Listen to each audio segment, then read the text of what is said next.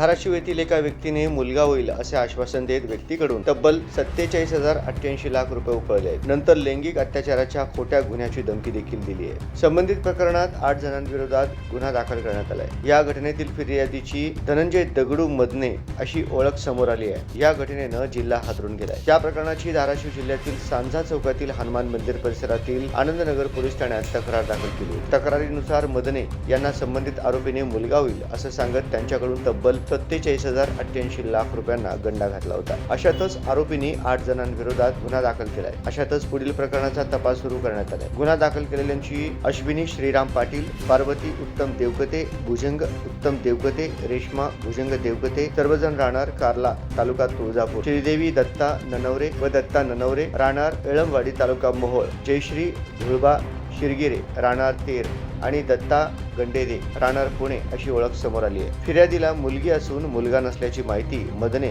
यांनी आरोपीला दिली होती. आरोपीने मुलगी होईल असे आमिष दाखवले आणि नंतर मोठी रक्कम घेतल्याचा आणि लैंगिक अत्याचाराचा गुन्हा दाखल करण्याची धमकी देखील दिली होती. या प्रकरणाचा पुढील तपास आनंदनगर पोलीस ठाण्याचे निरीक्षक रवींद्र खांडेकर करत आहेत.